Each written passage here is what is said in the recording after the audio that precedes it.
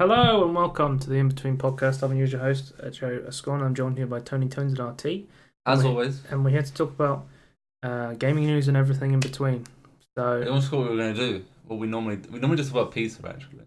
we normally talk about Peter Molyneux. Yeah, like all the throughout the whole episode. Well, the April Fool's podcast was called Peter Molyneux News. So, and according to, I've got like an event countdown for the podcast, and it's given us 4 more minutes. We're 4 minutes early because I always give us an hour leeway of when we're actually starting. Because we're meant to start at 2, but we always start like an hour later. Above the chat.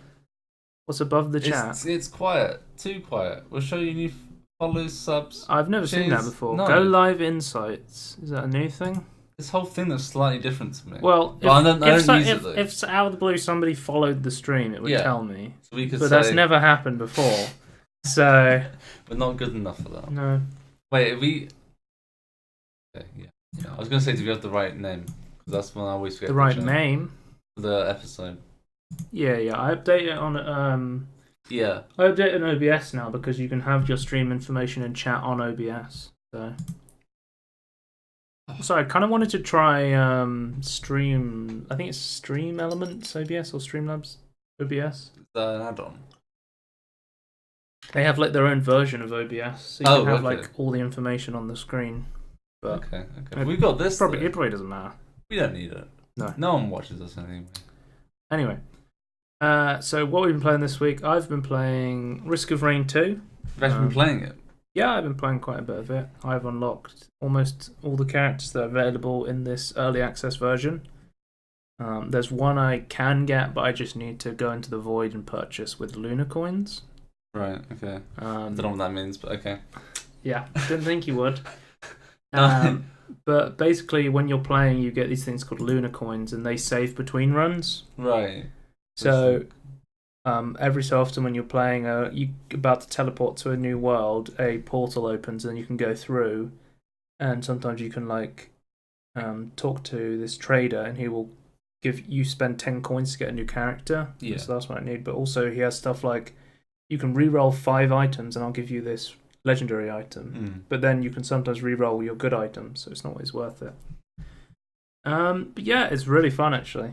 I played the first Risk of Rain, and I wasn't a big fan of it, but actually just releasing it in the 3D format has actually made it way more fun for me personally. When was the first Risk of Rain? That was ages ago. Ages ago. I can look it up. Like 2013? It was released on Steam in... This is Risk of Rain 2. You son of... I typed Risk of Rain 1 and it just goes, nah, you mean Risk of Rain 2. 2013. Yeah, 2013. Right on the dot. But I found I didn't like the 2D kind of combat nearly as much as I do the 3D one. I felt like it was annoying and not much to do from what I remember. And it's 3D, not 9D or 8D or 16D. You like your traditional 3D? Yeah. Okay. If you don't know, there's like a trend on YouTube right now where people are just panning the audio from left to right and calling it 8D. And then 9D. I don't know why. 9D, look it up. 9D if you separate the instruments. It's like it's a fucking arms race right now because people are going, no, 9D sucks. Let's release 10D, and they're like separating, they're like ripping isolating the vocals, the instruments, and the instrumentals separately. And then they're putting them from left to right and in tons of reverb, which results in this like terrible quality song. And then it's like, no, not 10D. I've got a 16D. From the video you sent me, I love the comment. Just like, I really love this, but apart from the panning, it's like that's all there is. You just like the original song. If you want to look it up, it's the Fantano channel. It's Tony Fantano. Yeah. But yeah, I forgot. I was talking about Risk of Rain. So they've given out their roadmap for Risk of Rain 2. June. Basically, it's going to be pretty similar. So you get a new survivor, a new stage, a new boss, and new items. But then summer you get skills 2.0. That's what we're going to be like in June. That image. The dry tree. Yeah. Apparently they're going to do a skills 2.0 overhaul. Fall will get the same. Winter will get artifacts. So at the moment there is no artifacts at the moment, but there'll be ways you can modify your game. So I assume it'll be similar to like the way they do it in Slay the Spire, where it'll be a random modifier. So it'll be like you get tons of gold, but you also, you have very low health or something like that. Like high risk, high reward kind of like modifiers to your game or something like that. Which is kind of like what the Lunar coins allow you to do, because you can save up Lunar coins and then you can purchase them on a single run. So if you have a really good run and you want to get really far, you can use the Lunar coins to keep your run going. Okay. And then, of course, spring 2020 will be the launch of the game. It's kind of crazy how we're only like, what was it, 7 months or something away from, with like 8 months away from 2020? I guess. Like 8 months away from Christmas. Yeah. That's not... Best time of year. Start the countdown. It feels like it's been ages since last Christmas, so that isn't... There's only 8 months between me and Santa Claus. He's waiting. Double the amount of time we've been waiting already, basically. But yeah. So the thing you can unlock in the game is, I already talked about the Lunar coins, but the things you unlock are, there's no hard end to the game. It just keeps going and going. So it has a difficulty slider at the top, and it starts off easy, and then it goes to medium, hard, very hard, and then it gets to a point where it's like, I think the maximum is like insane, and then it's like, do you see me now? And then it's like, and then the last difficulty is just called ha ha ha ha ha ha ha, and it just plays that infinitely. That's like the hardest difficulty.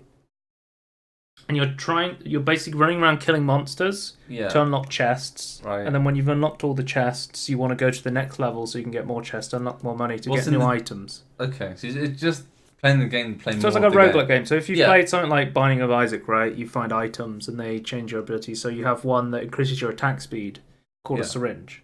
And that's like a common item. Yeah. But there's also different rarities. So there's stuff like, what's it called? There's like rare items, which are like green ones. And then there's like legendary ones, which are red. And there's better items than that as well. Basically, just you play the game to get more of the game. Yeah, the main progress in the game is, I've said, unlocking characters. That's done various ways, whether you do the Lunar one, or there's one where you have to like kill 30 waves of enemies to unlock one and stuff like that. But there's also, you unlock items by doing achievements. So certain items you can't get them straight away, but like I found a random shrine on a level and then I shot the shrine and now I have a new legendary item unlocked that I can use in my further runs. Or it's like, you did this challenge, so now this item's unlocked in your further runs. So that's kind of the progression in the game. Because you have roguelike games like Spelunky where you have a hard end. Yeah, or like Binding of Isaac is hard for hard end as well. Yeah, kind of. Binding of Isaac has so many endings though. True. But like, what was I going to say? Rogue Legacy, right? There's heavy progression, because every time you play, you upgrade your character, and it's less like a roguelite than say this game, because this game is literally you go in, you play, and then you die, and then you keep playing until you die, and then you start again. Yeah, that's more like a rogue light game than a rogue-like game, like a Rogue Legacy. If you want to know more about that, you can watch my videos, because I only make roguelite videos apparently. Yeah, sure. And I don't make them anymore. What's been like 2 years, 3 years? It's come to the point where my YouTube channel has more unlisted videos on it than actual public videos. So that's the same for me, though. It's kind of disappointing. But how many videos do you have in the first place? No idea. Exactly. I couldn't guess. But how many you got? Didn't I say I was going to release a video this year? Wait, was that your New Year's resolution? Probably. I probably made a commitment that I will release a video this year. Okay. Isn't the Minecraft series coming out this year, Tony? TM. Soon TM. Soon TM. Confirmed. Right. I don't know. I think there's more chance of me making a Space Engine video series at this point. But I've been playing lots of Risk of Rain. Really fun. Surprised to be having as much fun as I can. It's like, I'll just do a run, and then an hour later, I'm like, oh, fuck, it's been like an hour. It's a very good time sync roguelike game. I'd highly recommend it. Usually I don't talk about new releases because I don't buy new releases, but my friend purchased it and he had an extra copy and he just kind of randomly gave it to me. I was like, okay, well, I guess I'm playing Risk of Rain 2. It's a game I'm interested in and want to play. How much is it right now? Like £30? Risk of Rain 2 is... Well, it's in early access, so I don't think it's full price. It's £15, so it's not too expensive. That's pretty good.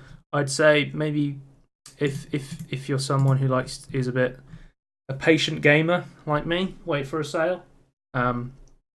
because there's no point not to, because it's an early access game, so it's only going to get better. Yeah.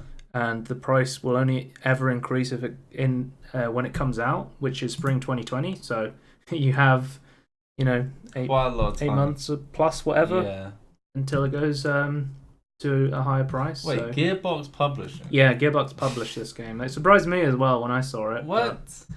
I don't know if they did the first one as well. Well, everyone's got to have a publisher usually. So I think being pranked by Chucklefish was the publisher of the first game. Interesting. I don't know if this is. I don't think this is on console, but it may be on console. Can you have early access games on? When is Risk coming to PS5 or Nintendo Switch? You don't generally have early access games on. I don't want to disable ad blocker just to read your fucking article. Get out of here. They plan to release the games on consoles when the game is in 1.0. Okay. So it's spring. So it's on Steam PC right now, and I guess obviously, you can't really release early access games on console unless your name's Fortnite. So. Because apparently Fortnite is an early access game still to this day, even though it's been reported that their weekly updates are causing insane crunch to their. There's like a real big human cost. Yeah. To like their weekly update schedule, and I think Mortal Kombat 11 or whatever it's called. Yeah. I don't know is it 11? It's 11, yeah.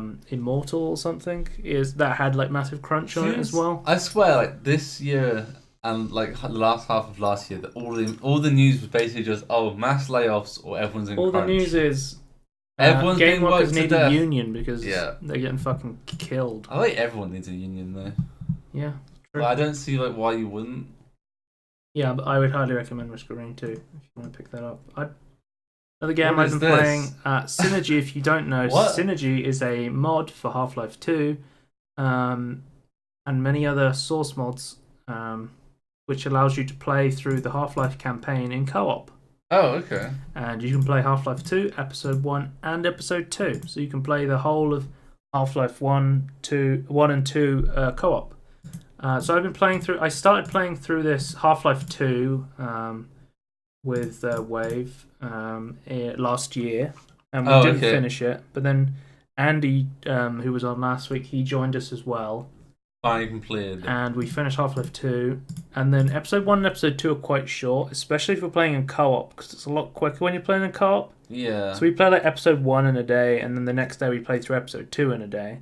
Okay. So we pretty much just got through all the games. I at this point, I kind of do a playthrough of Half-Life 2 like every year. It's kind of my ritual now.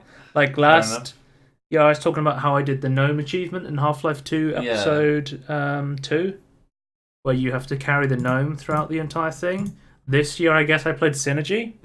Next year, I'm probably going to play through Black Mesa Source when the Zen comes out. Whenever the Zen comes out for Black Mesa Source, I'm going to play through the first Half-Life through Black Mesa again. There were also the original Half-Life games are in Gold Source. They eventually ported Half-Life 1. It's like the Quake engine. Oh, I see, right. How does that make it any better, though? What? How does that make it any better, being in that engine? It doesn't. Okay. They ported it... They have ported Half-Life 1 to Source. It's called Half-Life 1 Source. Yeah. But there's tons of expansion packs for Half-Life 1. Like Blue Shift. Right. Opposing Forces. Yeah. So what... So a mod team is working... at the moment to bring all of those to Source in a single game called the Half-Life Anthology port. I'll just get it up now. Everyone's been working on for like quite some time. But they're just bringing the original Half-Life game. So you have Half-Life Blue Shift, Opposing Force, all in the Source engine. Yeah. So it'll be a lot easier to play than through having to use Gold Source. Yeah. Okay. Engine. That makes sense. So that's pretty cool. But yeah, I've had a lot of fun. It's definitely a very different experience playing this with friends. And it's a very different experience playing it in a public server than it would be with some of it we played just us, because setting up a Source dedicated server is a big pain in the ass. and like hosting your own server through like Hamachi or something. Yeah. But what you can do is you can go on these public servers and you can just vote to change the map. So you just put it on where you left off and you just start playing again. Yeah. And then you can choose like difficulty options. And there's different things different servers have. So cool thing like Half-Life mods and stuff, it allows you to play the way you want to play. Some servers have it set up so you can just respawn instantly. Some have it set up so you have to wait a while to respawn. Right. Some have it set up if you all die, then you have to restart from the last checkpoint and that sort of stuff. Yeah. There are quite a few bugs because it's not a multiplayer game, but there were some sections we had to restart or we had to like just skip them and like skip through to the next part of the level. But overall, it's a very enjoyable experience. Is it just thing that didn't trigger, or I have played this before. I have fond memories of going through Ravenholm with my friend Rorik and about 20 other people. We were just all charging at zombies with crowbars. It's like something that's really cool in episode 2. When you're playing on Synergy, you don't just have because on the single player game you just have the Jeep with Alex in it and someone has to drive that around. But they also have a bus, so loads of you can get in this bus and you can all drive around in this giant van. Sorry, and just that's pretty funny how they've like adapted the mod to do multiplayer by just getting everyone to like barrel into a van. A lot of the puzzles and stuff are like pretty trivial. If like so. Some of my friends hadn't played through these games before, but then someone just comes on and just like runs through and does all the puzzles. Or there's one where you have to like, I think it's in episode 1 or is in episode 2 where like there's a sniper firing at you, and like it's very trivial for like tons of you just run it at once. You don't actually have to do like some of the puzzles. Yeah. Okay. If you're someone who's never played Half-Life 2, I would suggest just playing through Half-Life 2. First, there is another mod. I'll pull it up for you. Called Half-Life Update, and what it does is it's Half-Life 2, the exact same. Oh, this is what I played in 2015. My annual playthrough of Half-Life was Half-Life Update, because you can track it all the way back. Yeah, but it just fixes a bunch of bugs and adds some like better lighting models and better water textures while being incredibly faithful to the original game. Yeah. Because there is another one called like the Half-Life Cinematic mod, and I'll show you a picture of Alex Vance in the Cinematic mod. It's fucking ridiculous what they do to her. They make her like tits massive, and they completely like destroy like this is okay. Like, they completely destroy the cinematic mod. It just has explosions and bloom, and let's give Alex massive tits, and it's just like they completely. Sure Michael Bay didn't come? Yeah, it's basically the cinematic. But if you want to play the Michael Bay version of Half-Life 2, check out the cinematic. I'll mod. check it out. But basically, I would suggest you play. If you've never played Half-Life 2, play Half-Life 2 Update, Episode 1, Episode 2. Yeah, fantastic games. You can even play fucking. What's it called? The little Half-Life 2... it was a tech demo. It was an Episode 1 tech demo. I'm forgetting of the name. It's where you're like in a fishing village. Half-Life 2 Fisherman...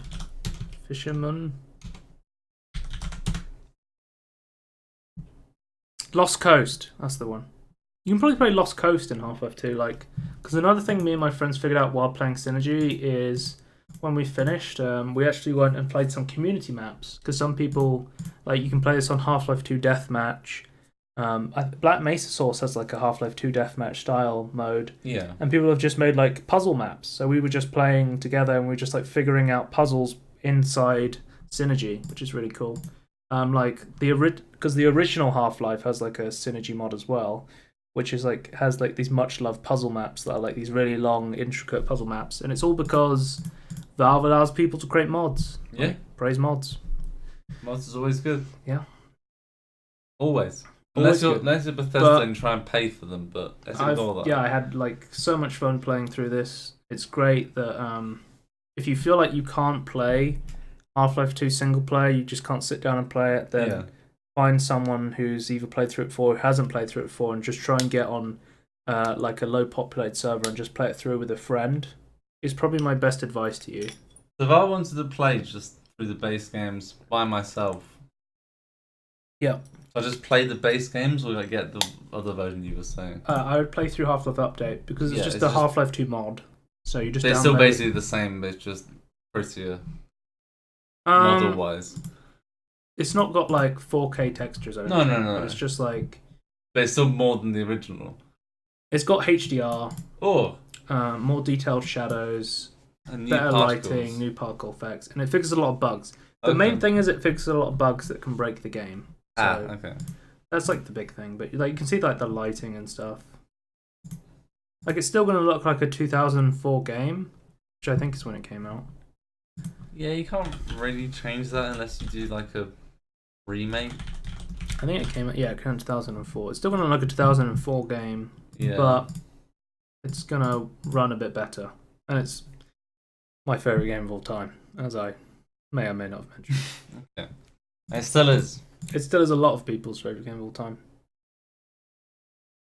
Like if it's no Ratchet and Clank though. Well, Ratchet and Clank's another one of my favorite games of all time. But if I had to pick one, I don't think I could pick just one.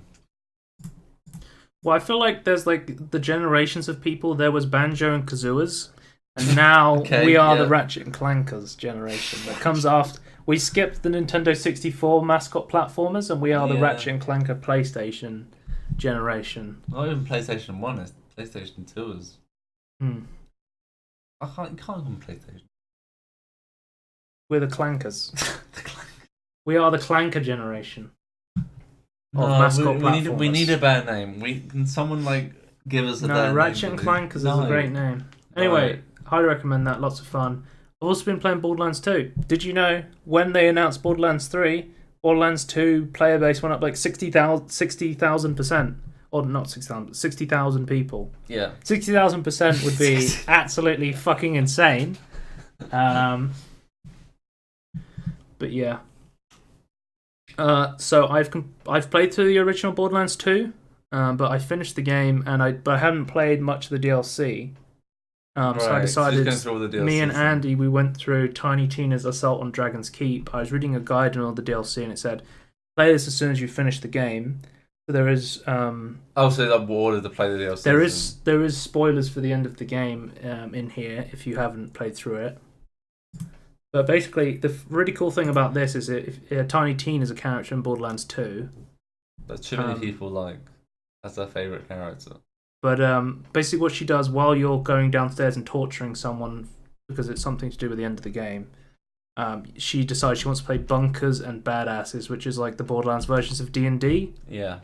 And you get this, basically you go inside Tina's world, and it's this amazing like Borderlands spin on like a Dungeons and Dragons adventure. Yeah. There's tons of stuff, there's like castles, there's dice. There's dragons. Yeah, there's tons of tongue-in-cheek quests where Moxie wants you to go get a weapon. It's called Critical Role, and before you pick it up, all of it, because you're playing with like Brick, Mordecai, Lilith, all the characters from the original game are playing with Tina, right? And they're rolling the dice. And every time you try and pick up the gun, everyone keeps rolling a 1. So you keep like not being able, the gun keeps moving away, and then you roll a 1 and it starts attacking you, and then you roll 1 again. And then it turns into a giant monster, and you have to kill it. Okay, just for a gun. Yeah, but it sounds pretty cool. This whole DLC is really well made. There's like an entire city with tons of side quests. Yeah, that has like a tavern with its own gambling system as well. Because I spend most of my time in Borderlands on the casino machine. You just love gambling. This one was, I think it's probably the best DLC I've played so far. But there's like another side quest where it's like you talk to this guy and you have to like light bonfires, and it's like a complete like Dark Souls homage, this quest. Okay. Like there's tons of that sort of stuff, like, and there's specific weapons, like I have a grenade that's called Lightning Bolt, and when you fire it, it shoots like chain lightning, and your character goes Lightning Bolt. And then Andy has like one called Magic Missiles that like slags enemies. There's fireballs, grenades you can get. They're also pretty good because they also recharge over time as well. We are also playing on True Vault Hunter mode as well,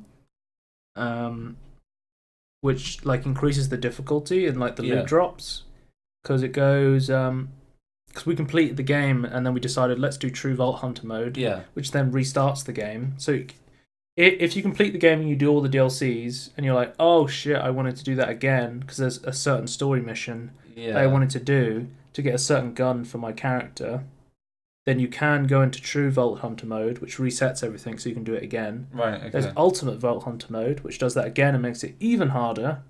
And then there's, when you hit max level at 72, you can go into OP mode, where you go and you fight enemies, and it takes you back to level 1, or you go to OP level 1. Yeah. Okay. And then you do it again. You go to OP level 2, all the way up to OP 8. Right. Which is like the maximum difficulty and level you can be in the game. Yeah. Okay. But I'm talking about someone who's already played Borderlands and you want to go back and maybe you haven't done the DLCs. There's tons of great DLCs. I think the next one we wanted to play was the pirate one, the Raiders one. I'll find the name quickly. I don't remember that one actually. Do you remember any of the Borderlands? You haven't played Borderlands 2, right? Have you? I haven't played it, no. Okay. I knew the one. I knew this one and then the Moxies one. Because I remember I always wanted to play the Zombie Island of Dr. Ned on the original one. Yeah. But I haven't played that one on the original. I wanted to, so when the remaster goes on sale, even though I fucking bought the game. I mean, I've got it. It's fantastic, Joe. You're really missing out. Son of a gun.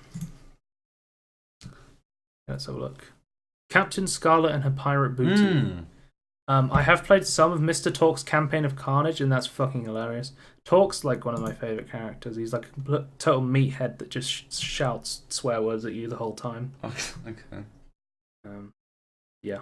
But, yeah, Tiny Tina's Salt and Dragon Keep, playing through the main story and all the side quests, it's hilarious. It's lots of fun. Very well themed. Very tongue-in-cheek. Very Borderlands 2. Is very good DLC. I'd highly recommend it if you are just playing Borderlands 2 for the first time, or you've completed the game and you haven't played the DLC. So, because there is the Handsome Jack collection available now, which gives you Borderlands 2, all the DLC, and Borderlands the prequel and all the DLC. Yeah. So I don't know if it's still on sale. I talked about this like last week or the week before or something, and I said, hurry up and get this. But yeah, I mean, it's Capcom weekend now, so. Joe, you must be done talking about games you've played in the last 2 weeks. No, I'm not. Half an hour We're only half an hour in. Xbox Game Pass. So if you don't know, at this moment, 96% off. You can get 3 months of Xbox Game Pass for £1, or your regional equivalent, which I assume would be $1 or €1.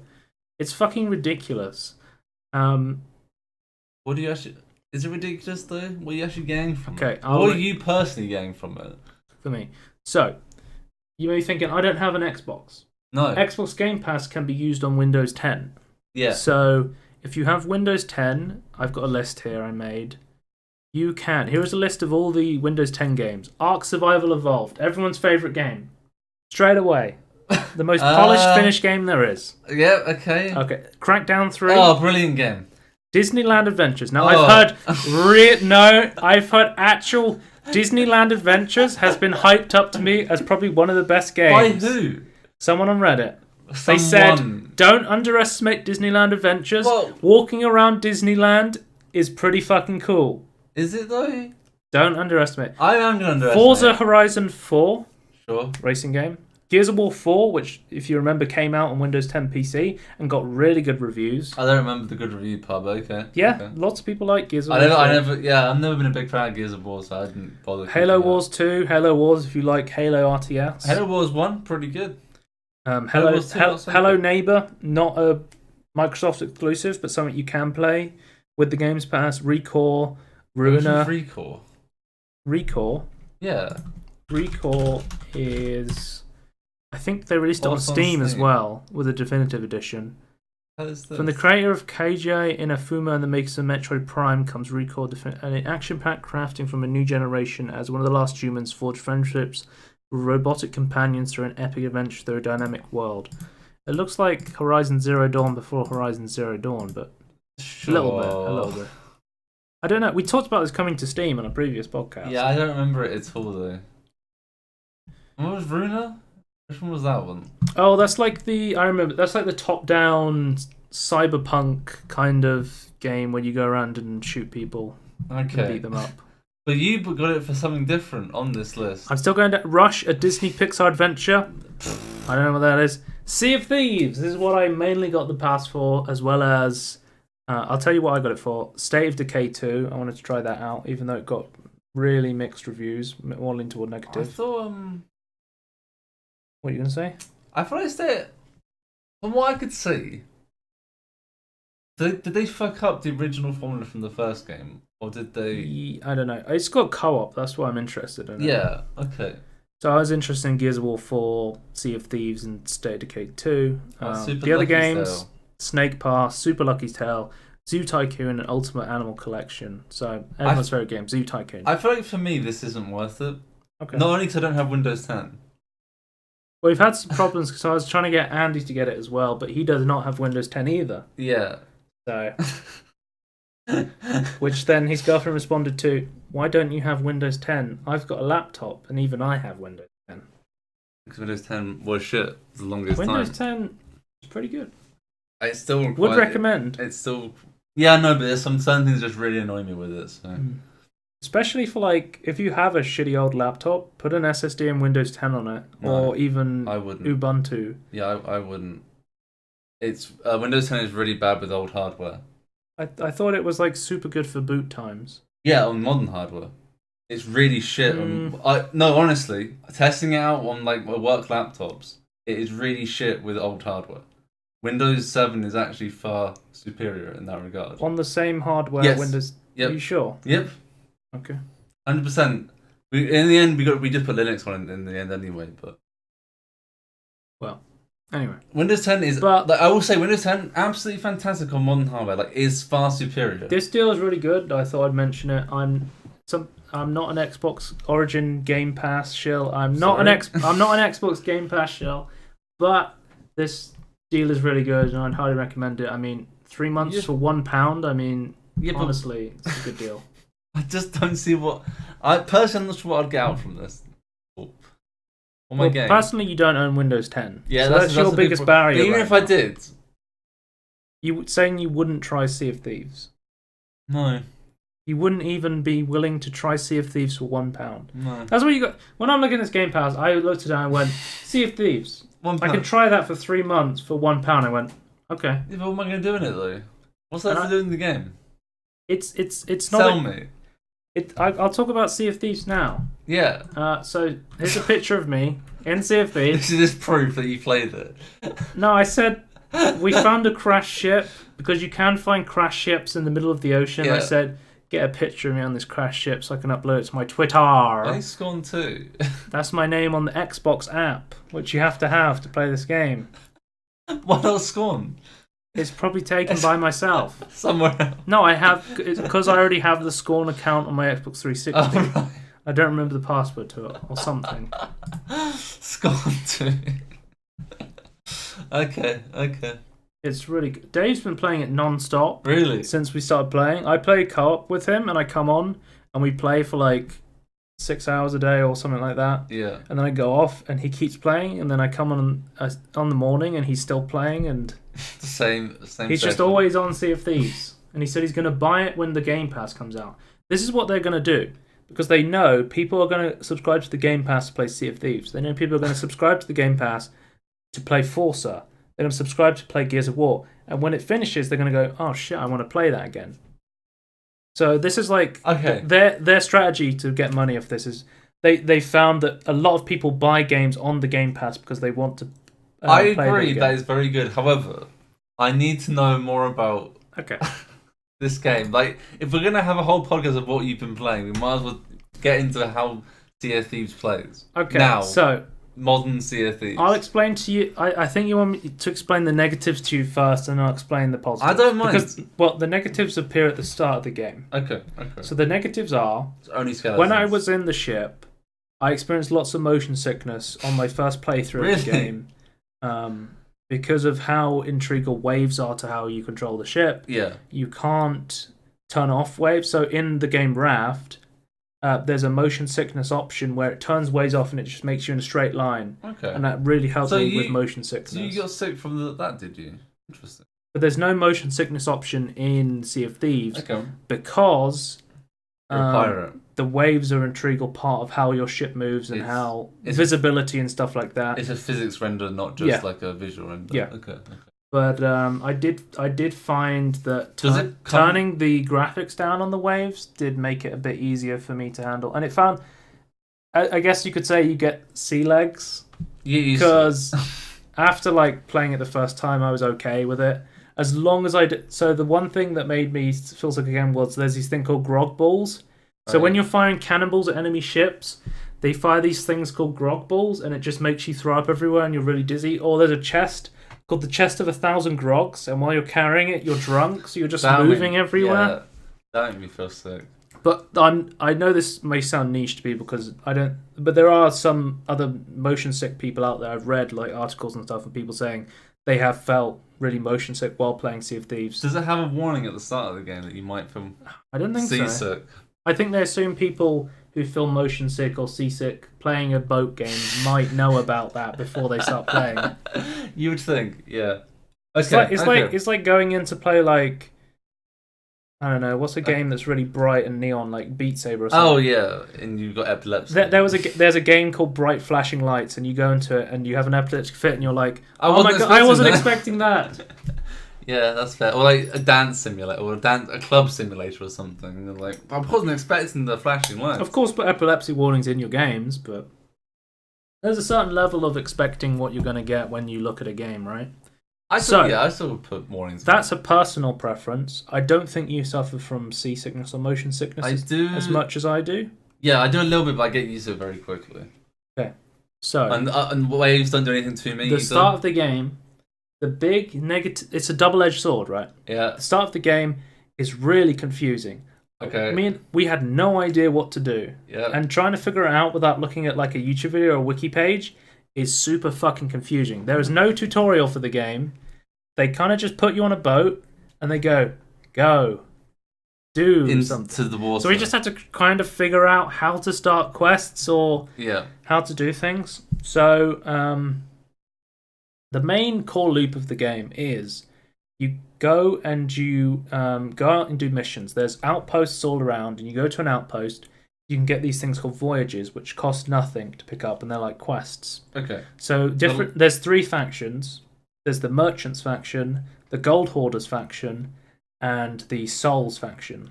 And they give you different quests. Right. The Merchant factions wants you to go pick up loot and deliver it, or it wants you to go find specific things like a crate of bananas or go to an island and pick up chickens. We got lost for like fucking 4 or 6 hours trying to find chickens before we realised there was an island called Chicken Island where we could have got some fucking chickens from. But we just went to a random island hoping that there was the specific chicken we needed to put into a cage. There's a lot of like funny moments in that, and I fucking love the exploration in this game. Okay, I will say the exploration in this game is the selling part to me. The ability to figure out something for yourself is really rewarding in this game. Once you get past the initial getting into the game is really hard because there is no direction pushing you forward. Yeah. So in the beginning, so each faction, so that's what you do in the Merchant faction. The Gold Hoarder, they just want chests. They'll take any gold. He's just like a scrupulous man looking for money, right? Yeah, they're the Ferengi of this world. And their missions, they will send you to go and dig up chests. So the really cool thing is, if I was playing WoW and I had a mission to go dig up a chest... You'd be really bored. No. Oh. Well, the mission would be... The quest is go here. Yeah. There would be a marker on the map. Yeah. I would walk towards the marker. I would click a button and I would get a chest and I'd come back and hand it in. Yeah. Sea of Thieves gives you a map. And like it says, go to this island. Yeah. What is this island? I don't know. We've got to look at the map and find one that looks like this island. We then have to chart a course to that island. Yeah. We then have to use this map and look for the X's on the map to find where to dig. Then we start digging, and then we get attacked by skeletons, and then you have to fight the skeletons and figure stuff out. And that's like really, really fun. There's even like you get messages in a bottle that come from shore, and they'll have riddles on them. And it'll just say one line is, you must go and find the waterfall. And you go to the waterfall, and then the next clue appears. Okay. And then like it's like play the drums next to the monster on the wall, and you have to find like a painting of a kraken, and then the next clue will appear, and that will show you where the chest is. Yeah. I have a very important question. Yep. Is there any pirate jigs? Yes. Okay. You have 3 instruments. Okay. And you can play all of them, and you can play them in unison with your other pirates. Okay. There is 3 types of ships, so I should mention I'm playing 2-player, so we're using a sloop, and that is the smallest ship, which is used for solo and co-op gameplay. How do you get bigger ones? Yeah. The biggest ship is the galleon, which is like a 4-player ship. Can you play it with only 2, though? You could if you really wanted to, but I wouldn't suggest it because it has... The advantage of the galleon is it has like 6 cannons. Yeah. But if there's 2 of you, you're not going to be able to use all the cannons anyway. No. So you might as well take a sloop or a medium ship. Okay. But the advantage of using the smaller ships is they're way more maneuverable. Yeah. So if I see a galleon coming, we can just go in the other direction and we can outmaneuver them. There's no way they're going to catch us. Yeah. Apart from the fact, we have more maneuverability. We have more maneuverability, but they have more sails. Yeah. Which accounts to them being able to keep up. There's big amounts of random events in this game. Just in the water, or just that? In the water. Yeah. So I'll go back. I'm kind of rushing past things. I'll go back to explain it. So the other guild is the Skull Guild, the Souls Guild. Yeah. And what they want you to do is they want you to go to islands and kill skeletons and collect their skulls and bring them back and sell them to them. Yeah. So if you find any skulls, you can sell them to them for money. Basically, the core loop and progression of the game is you sell items to the different traders, which then gives you rep, which unlocks more items to buy cosmetics, to then go out and do more missions and get cosmetics. I would compare it to a game like Tower Unite. Okay. The point of the game is to go in with friends and unlock cosmetics and just hang out and just... How many cosmetics are there, though? There's tons. Okay, so each outpost has its own different types of cosmetics. It's something that valued way more than launch, though. Yeah, there was hardly they did like a cosmetic update. Okay. And I'll show you now. On April 30th, which is Tuesday, if you're watching this live, they're doing like a massive update called the Hunter's Call, and what this is adding is ray tracing. No, they're adding fishing. They're adding fishing to the game, which I'm really excited for. It looks fun. They're adding like more stuff to add to your ship. There's cats. So you'll be able to add... There's like tons of pots and pans all over the island. It's got 2 peg legs. So you'll actually be able to go and cook your fish and meat and stuff because there's pigs and chickens all around the islands you can catch. So you can cook. So this is going through the fishing part. Another one is that's showing some of the fishing going on. You can buy baits and stuff to catch specific fishes. You need to find a specific water or whatever. The main fish in the game is... the fish in the game at the moment is there's megalodons and krakens, which I'll talk about later. Yeah. But if you see there, this is basically what so you'll have like a fishing rod, right? And you can buy a different variant of a fishing rod. Or different effects. You'll have like a clock, and you can buy like a different clock. But my guy's really cool recently. I don't think you'll be able to see it in this photo because it's so small, but if you look very closely on this blurry picture Dave took. Zoom. Enhance! Yeah, why is I actually have a peg leg, and we went to an island just randomly, and then it was a volcanic island, and while we were there, the island just starts fucking erupting in volcanic, and I found this really cool set of gear that I can get a Kraken Eye peg leg, and I had a Kraken Eye hook as well, which I found and I bought. And every time we're playing, Dave's like, we need to go and kill these skeletons, or we need to go to the next ship. And I'm at the tailor like, I kind of want this new coat. I'm all about just making all about just going to the tailor and just buying coats and hats and stuff. I'm just playing TF2 and Dave's playing Pirate Simulator. Yeah, okay. I think I'll be playing TF2. Okay. I think you've sold me then. For £1. Okay, so Dave said he's figured out that he can you can create a convoy with small ships. You can create like a big group of ships. Oh. And he's playing with a group of 5 ships in a big alliance, and then you share gold between all of you. Okay. So when you're playing on a ship together... It's like a party system. Yeah, and they're in like a party. So when you're on like a ship in Sea of Thieves, when you hand in a chest, you share gold between each other, which is really cool. But then if you group up with people, you can share gold between them. This is the first time I've ever heard about a friendly pirate, because every pirate we've encountered has tried to kill us immediately, even though we're flying the rainbow flag up on our ship. What? So there's no rainbow sails. So I guess what's going on? I'd like them to have rainbow sails and rainbow trails. Yeah. That's the new what update. we need. That's what we need. TM. Wait, I keep getting distracted.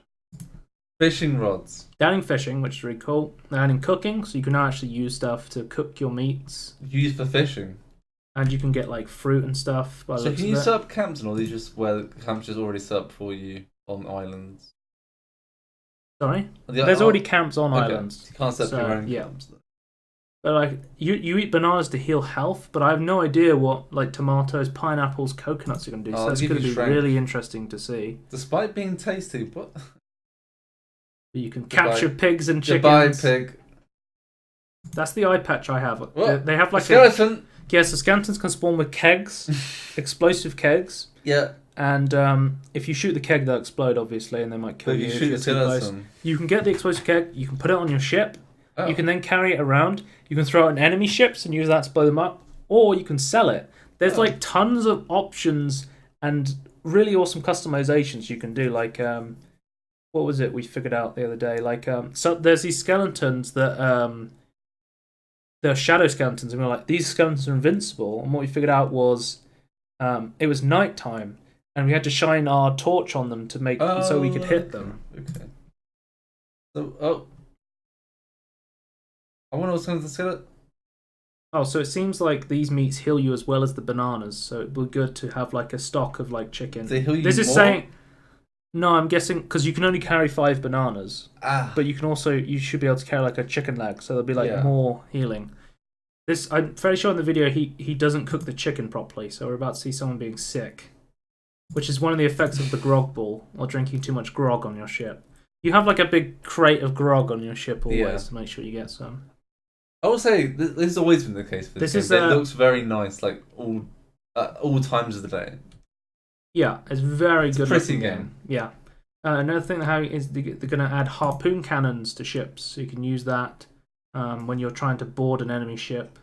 Just try and make it like Assassin's Creed Black Flag, really.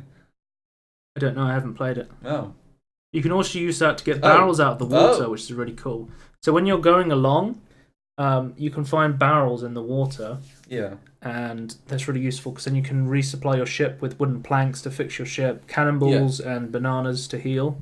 So you want to stock up on those because you're going to get like tons of hulls and stuff when you fight like skeleton ships or krakens or whatever. Yeah. Or other players. They said he's made 40k in an hour on this ship alliance, so it seems pretty lucrative to be in a ship alliance. He's playing it right now. Yeah, he's playing it. Yeah, he's addicted to Sea of Thieves. Well, when I finally get Windows 10, which will be never, probably. Well, I have to by next year. Do you? Yeah, you not heard the news. They're going to stop support, but you can still just run Windows 7. It won't have any security support. Yeah. Yeah, that's shit. Why would I do that? Okay. So you will get Windows 10. Yeah. So why not now? Because it's not free right now. Is it going to be free in a year? They're planning to do it before the end of the year. Because Windows 10, they want everyone to be on it because they're never going to release another version of Windows again. That's all the really cool stuff coming with the anniversary update, apart from that if you're looking for... You're saying that you're not sure what to do. They're also adding a single-player story... not single-player, but... A story. An actual story, like a storyline you can go through and do with storyline single-player or co-op. Yeah. So there's actually like a long story you can go through now, which is going to be cool. Are they going to add this or they already added this? This is coming with the anniversary update I'm talking about on Tuesday. Well, I do want to be a pirate, so... Yeah, you love pirates. I do love pirates. I love skeletons as well. But this is like showing you some of the stuff that is going to go on in the... Oh, I found it. In the story. There's going to be puzzles to solve. Jigs to dance. Gold to loot. I can't wait. Bomb, bomb, bomb. I've been talking about what I've been playing this week for 50 minutes. This is the whole podcast. It's okay, I put a timestamp for Sea of Thieves. Okay, kid. Holy shit. I've been playing a lot of games this week. Yeah, you have. And I always play like way more games than you. Because you're like play one game to death over and over again. And I'm like, I'll just play loads of games. Jesus, okay. Well, that guy. Sea of Thieves, I can tell you probably how much time I've put into it. Let's open the Xbox app. Oh, I haven't seen this actually. Oh, that's great. Look at this. I don't know if it has any information. What's that version? 44, 44, 7002. I don't know if it has any information I shouldn't show, but I think I got 20 hours on Sea of Thieves, and I've had it. I don't know. Yeah, something like that. How long? I was playing it right now. Can you see how long that Dave has in it? He unlocked an achievement 16 hours ago. I don't know if you can look at other people's playtime.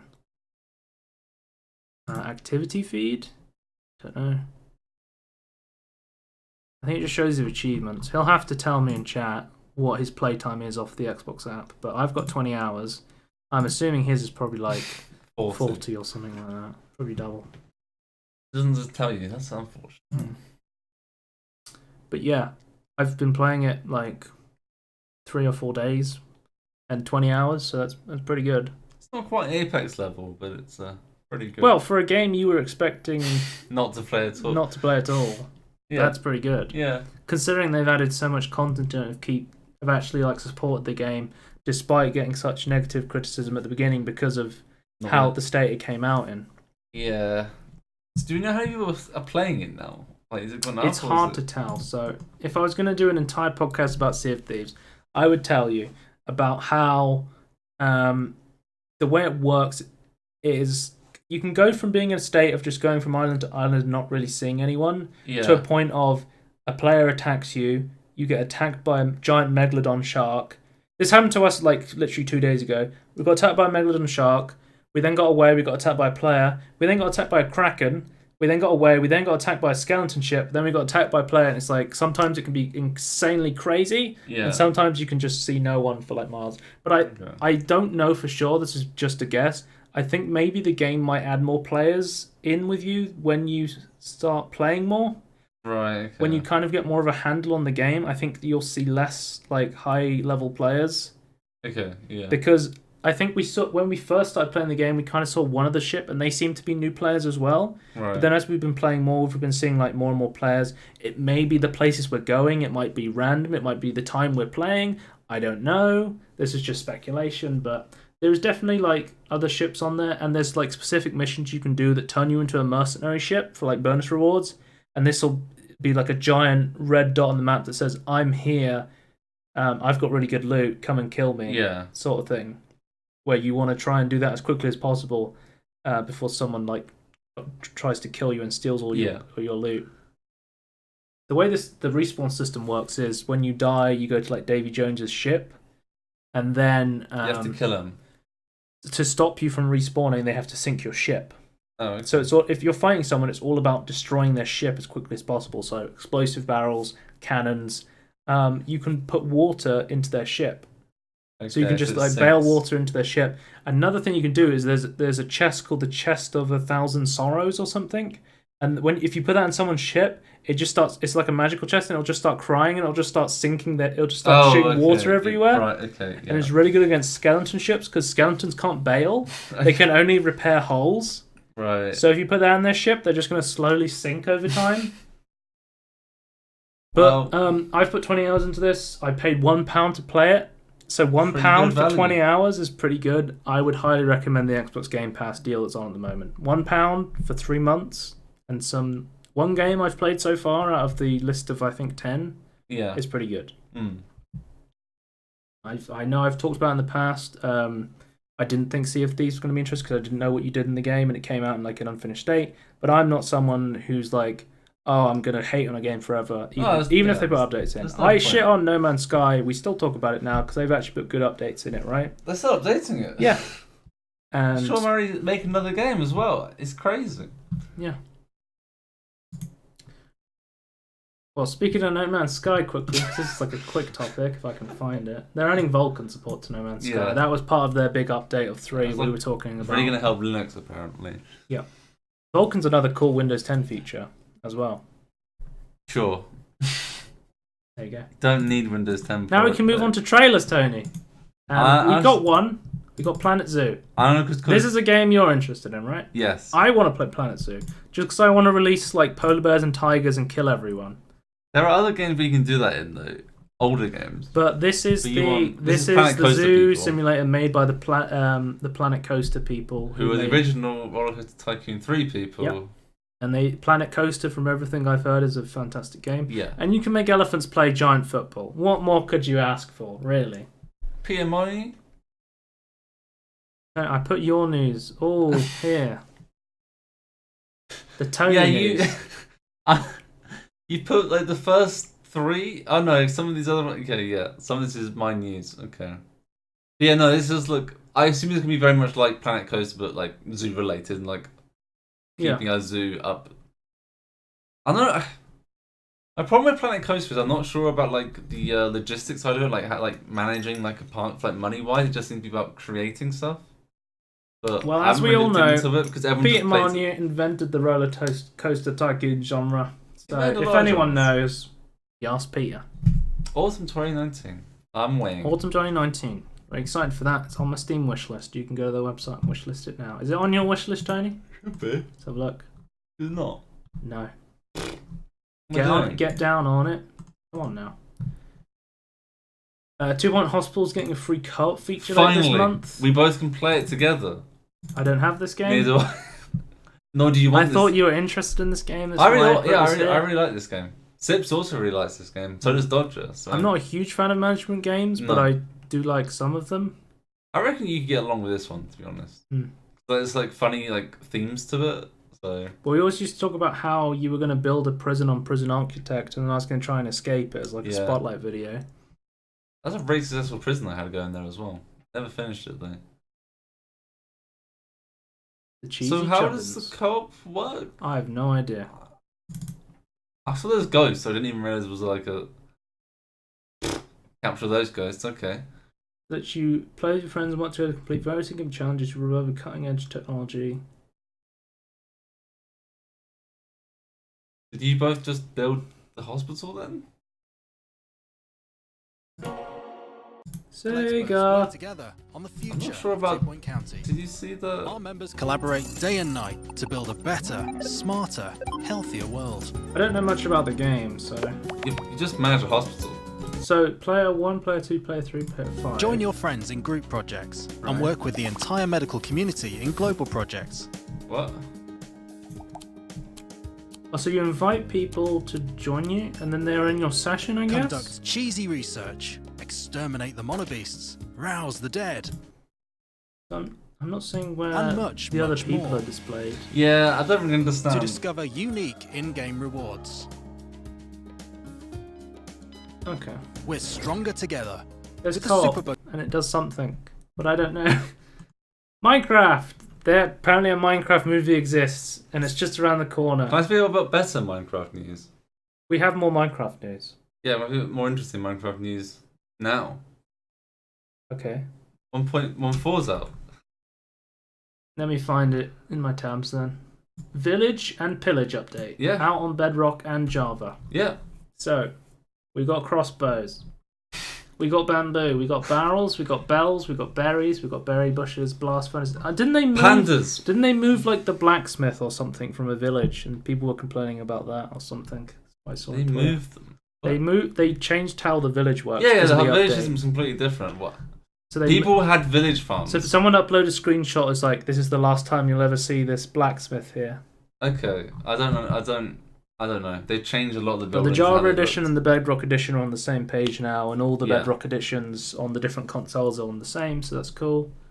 Yeah, this is the big village update. You can actually like basically create your own village now if you can get like 2 testificates, and you can actually breed testificates now. And they can sleep in beds and things. It's like an actual. That's your nickname for villagers, yeah. What? Testificates. No, that's what they used to be called. That's the original name. That's not just name for them. Testificates. But they're now called villagers. No, people still call them testificates. Okay. Decorative blocks. Here's my shit. There's quite a few decorative blocks actually. They've added like walls and stairs. They've actually added like useful blocks. Yeah. Mod level. Yeah. Blocks. People had mods for these. Now you don't need them. So that's cool. Yeah, it's pretty good. They added like new crafting blocks, like the banner. There's now like a banner crafting table. There's now foxes. Yeah, there's pandas, foxes. They add. Hero of the Village effect causes the trades of the villagers to be reduced by a percentage. Yeah. What's Hero of the Village? I haven't played in the village update. vanilla Minecraft in years. There's the new village system where you can basically expand the village, but like around villages now, like enemy outposts spawn around it that will then attack them, which then activates a raid, which you can then stop. And then that's cool. There's like waves of raids, and there's different tiers of raids. In-game event in like Minecraft now. That's cool. If you're not near it, you don't have to do anything for them. You can just get killed if you want. I noticed Bethesda's updated. They got horse leather armor. Yeah. Horse you can dye armor them. update. You can't make the other armors for some reason, but you can make horse leather armor. I don't really understand. Oh yeah, the new textures got like more updates as well. I forgot about that. The new HD textures. Oh yeah, we did talk about this before. 5 new note We talked about sounds. the note block sounds before for some reason. The panda's really cool though. Well, they teased the note block sounds before the snapshot, didn't they? Yeah, it was part of one of the snapshots, but yeah. Pandas. Yeah, pandas and foxes. Pillagers. It's called the Pillagers and Villagers update. So there's going to be raids on the villages now. You can defend the villages to get buffs. Villagers are the testificats, then there's the evil villagers, which are the illagers. Smoker. Oh, new furnace upgrade. It just goes faster. That's cool. Yeah, there's a campfire now as well. Oh, there's scaffolding. I forgot about that. That's like industrial craft scaffolding. It's really good. It's better. like that. It's better. So scaffolding is like you build up and it's like a ladder as well. Yeah. Is that how it works? And you can left click on it and like build up above itself, like along a huge column. Right. And you can go out 4 from it, I think, or 5 from it, or something. So it's easy buildable. Is this gonna be easier to build than just a bunch of ladders, or? Yeah, if you just break one block, they all break. The ladders you have to place onto a block. No, I mean like, is it gonna be easy? Is it gonna be easier to use scaffolding than it? Easier to make scaffolding than it is going to be to make ladders and stuff. Oh, I think you get more from the wood and the bamboo thing, so yeah, I think so. Also, bamboo. Are people going to stop using ladders because scaffolding? Or will people just want the best looking stuff? No, I think they just want the best looking. Okay. You can use what you like. There's new stews. Suspicious stew. Yeah, it's kind of interesting. You can like sneak an effect into it, you don't know what it is. Villagers and zombie villagers now have new fancy skins. Yeah. This is a big update. Oh yeah. Okay. So also, you know, there's different biomes. Like each there's actually like in the game for the longest time there's been different types of villages. Like a desert one, not a tropical one, but like a normal a temperate one, a wintry one, and like there's another one like a swamp, or is that more sort biomes? of. No, swamp is in the game, but I don't think they don't spawn. I don't know what like half the biomes are because there's a mod called More Biomes. Yeah, that just adds a bunch. But yeah, there's like I think there's 4 different variations, but they're actually now they've got it so like the buildings are now different in all of them, and then their clothing's also different. Okay. So there's 4 different. As far as I know, there's only 4 different villager types. It makes it much nicer. The question is, are you ever going to play this version of Minecraft? Because mods come out. Yeah, but mods are going to come out a lot further down the line, aren't they? What version of... What's the most stable version? 1.12. 1.12. It's only 2 versions behind. Okay. That's before the aquatic update, right? Yeah. But people... At the moment, we're in a system where like there's no point making mods for 1.13 because people are going to start making mods for 1.14 now. Yeah, but then 1.15 will come out. No, because that takes ages normally. Okay. And normally, so we're always like for the last 4 weeks. This does seem like a massive update. For the last 3 years, we've been going for like every 2 versions is like the most stable version. Yeah, I saw someone's like, oh, they've actually done a massive update to Minecraft. Yeah, it is actually really big. Yeah, I thought the water update was really good, but this is even better. Like I can actually make my little villages be alive now. Right. But yeah. There's a Minecraft movie coming in 2022. I didn't know there 22? was. 22? Yeah, it's been moved. Who's making it? I don't. Honestly, Netflix. The very talented director Peter Molyneux. The very talented director Peter Molyneux. Solid? I bet you he did the Netflix story mode version as well. Let's have a look at his movies. Yeah, I want to know how talented he is. Raising Victor Vargas 5 feet high and... Okay, we can safely say right now from this list that he's not very talented. I'm sorry, Peter. Playlist. I have not heard of this. This is the only one I've vaguely heard of. Yeah, I don't like any of these films. Okay. It's Warner Brothers produced, so we'll have to see what that looks like. Sure. Who did the Netflix one then? Is that out yet? Did they finish that even? I don't know. That was meant to come out with Telltale, right? Yeah. Open that. Does the app exist? Oh, you can play it. It was 2015? Wait, what? I thought that, I don't know. It says ad on it though. Sorry? It says ad. My list. No, there. Like as an ad. Audio description. Oh, okay. That's Not what as that in means. advertisement. No, it Okay, means that's that very confusing. it's accessibility. Colin Stevens. They should have got Colin Stevens to direct it, because he did Minecraft Story Mode, which I know nothing about, so it probably could be terrible as well. Who knows? Minecraft's making a film. That was a piece of quick news. Quick news. Quick news. We need a soundboard for quick news. You need to make it go like the Quick Doppler news. effects, like quick news, quick news. Oh, we need to Just go backwards and forwards like a Doppler. No, we can just play it normally. Then we can just AD it. Okay. Right. So Superhot VR has sold 800,000 sales. That's more than the original Superhot sold. Yeah. So apparently Superhot VR's is fantastic. I've played Superhot VR. It's fantastic. Highly recommend it. Both games. It's doing something well because VR games sell terribly, and it somehow sold better than the original Superhot. Is it something better than Beat Saber, or is it a little bit worse than Beat Saber? I don't know. I think Beat Saber's like probably, I'd say, in the millions. Oh right, okay. I'll have a look. I don't think anything was in the millions on VR yet, but okay. Oh yeah. Okay. Beat Saber sells over Jesus. 1 million copies. That was on 16th of March. So yeah, I think Beat Saber's like the best selling. I Expect You Die sales. Apparently that's one of the best. Has made 3 million, but I don't know how many copies they've sold.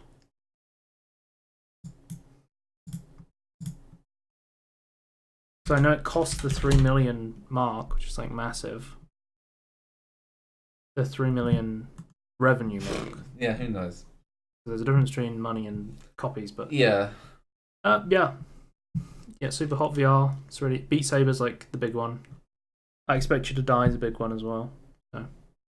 Is Budget Cut doing pretty well? Or is that just like an alright game? Well, the thing is, it was a demo for the longest time, and then it came out, but it kept getting delayed over and over again, and that kind of really halted the hype on it. So I'll have a look. The thing is, we don't have Steam Spy anymore, so it's pretty hard to tell unless they tell us, and they won't tell us unless it's good. True. Yeah, I don't know. Access restricted, okay. But it says Budget Cuts Beat Saber among Steam VR's top-selling games, according to this article. So. How'd they know? Oh, yeah, it wasn't. Yeah, Skyrim VR was up there for something. Yeah, so I guess doing well. Anyway, this is meant to be quick news, Tony. You're slowing me down. Sorry. Quick news. Jagex apparently looks to expand its studio by 25% in 2019. Well, maybe I should look at this the came listing. after their Chinese parent company, Fukong Interactive, fucking Interactive. Yeah. Donkey Kong Interactive was thinking about selling part of them in January, so they've gone from thinking about their Chinese overlord parent company was like trying to sell some of Jagex to now they're expanding their staff by 25%. That still might be two separate things going on though, and we don't know. I don't know what's going on, but companies do weird things because it's like weird entities. Yeah, I'll move on. Maybe RuneScape 2. Apparently, Nexon is in talks to be taken over by Disney. If you don't know, Nexon is the people who made MapleStory. Yeah. We reported earlier that they were thinking about selling to some companies were interested. It looks like Disney's like the front runner to take over. This is a rumor, speculation. We don't know yet. But that's a soundbite we need as well. Rumor, speculation. I need spoiler alert. I need a spoiler alert sound. We need to write these down because we never remember. Yeah, I'll write them down. So what did you want? Rumor, speculation, clap. Do you want them both? No. Rumor, speculation on one with a clap. Oh, okay. Then we need the Doppler effect. Quick news. Adding quick news. And then what was the other one I said? Spoiler alert for the Okay. soundboard, which is coming soon. TM, we promise. That'd be great, wouldn't it? Next, quick news. Apparently, going to report Apple is spending millions of funding for its new arcade subscription service, with a total budget likely to exceed 500 million. Can I just say, Apple's not- going all in on gaming. I wouldn't say all in. That's not that big. I mean, I think Apple and recently Microsoft are now $1 trillion companies, so they've got a lot of capital to spend. True, but 500 million for gaming isn't that much if it's new games. I'm assuming it's not just new games, though. Well, it's a subscription service, Yeah. and we already know they've got Sonic. They've got Sonic Team Racing in the bag already, so we already know it's coming. We already know it's going to be good. Apple Arcade is probably going to be the best service if they can get more Sonic Team Racing titles I think if they of can, that caliber. if they can I am the pay- one man in the world hyping up Sonic Team Racing. I haven't seen anyone else. I feel like. It's coming out. Do you think Apple can give It's coming out next month. more which is money in to 2 Sega days. to make more Sonic racing games? Like, I We feel need like- more Sonic games because Yeah. Sonic games are either they're either good or they're fucking hilariously bad. I realize so this isn't the order it's going to be in, but can we like segue into the other Sonic news? Sonic Team Racing, new cartoon. Is that what you're talking about? Yes, and there's more after this as well. I don't know what's more after this. Do you not? You don't remember? Okay. Begins with you, ends in T. 06. Oh, yeah, that's on Extra News. Yeah. I know, but it's perfect. Okay, so there's a new cartoon I want to show Part to 2. you, but yeah. Someone has also they've taken Sonic 06, everyone's favorite Sonic game, and they've gone ahead and they've fucking remade it in Unity. For some reason. It's just a I wouldn't want to talk about it yet because it's just a demo. Sure, but there's some more We need to effort wait. than- We need the whole game of Sonic to see, where we're going to be. Can I say though, it seems to work better than the original game. Hmm. Like how they managed to make a more stable game. Okay, it wasn't a Sonic 06 is a piece of shit. For anyone who doesn't know, We're the fourth tile down in the talk show category. are we actually? Yeah, Oh, we are. That's not so bad actually. considering most people are at 0 viewers and we've got Dave, we're ahead of the. Yeah. If you have over like 3 viewers on Twitch, you're in like the top 10%. Really? Yes. Wow. Or something or even like the top 1%. I don't remember the exact statistics, but like it's crazy how much having like 3 viewers or more like puts you ahead of everyone else To be fair, on Twitch. it's hard to get noticed on Twitch more than YouTube. So Yeah, like Twitch streets, they say like if you want to get big on Twitch, the best way to do it is get famous on YouTube and then start streaming. Or be on someone else's stream. Yeah. Or like be like Just network. Message. Network. Yeah. God X. basically it's not the Twitter like idea as well though. Yeah, Like, you can just- get. It's basically the discoverability on Twitch is fucking awful. So the best way to get big on Twitch is by getting big somewhere else and then going to Twitch. Yeah. I don't know. Can I just say, if this is just a demo, that this is like 2 big levels that they've completed. Yeah, but it's a port. They haven't like designed the True. levels. No, I know, but that's still a lot of effort. Yeah, Because this works. This looks to work way better. Like this is working way better than the original game. yeah, but they're hoping to like keep it broken enough so it's like the shitty mechanics are true to No, the yeah, no, original okay, Sonic 06. Yeah, fine. The mechanics are still shit. We're but on it actually Twitch news, and works. you're getting me talking about Sonic 06, and we're a fucking hour and 15 minutes in, and we're looking at Sonic 06 instead of even talking about the PS5. Who cares with the PS5? It's gonna have Big Chunkus 2 on it. It's gonna have Big Chunkus 2. That's what we need to know about it, though. Yeah. That's the PS5 news. Big Chungus on the PS5. I think they should backport the PS4 though. We should get a Unity remake of Sonic 06 Chungus Strikes Back 3. And okay, I was going to talk about my mouse. I have a Logitech wireless G305 wireless mouse. I'd highly recommend it. Is that where you store the little dongle? Yeah, Inside that's where the it? battery Okay. goes. And next to it's the dongle. And then you can put the dongle for when you move it. That's actually really clever. I have mine plugged into an extension lead because it is a wireless 2.5 USB. And I also have headphones, usually. which are also Logitech wireless headphones, and the signals can interact if you have them plugged in too close to each other. Oh, right. Okay. So I have mine in an extension lead that comes out. I can't show it to you because it's plugged in, but it comes with the box. You get an extension lead and you plug that, and it says to put it about 20 centimeters away from the mouse, because I was having trouble with interference with the signals until I did this. But as soon as I did that, it stopped. So that was good. And it's been working perfectly. I'm now controlling the mouse, by the way, but it's like... Look at the mouse. That's like tiny. There's like no delay, though. Like, it's pretty good. It has 1 millisecond reaction time, which is the same as a wired mouse. Yeah.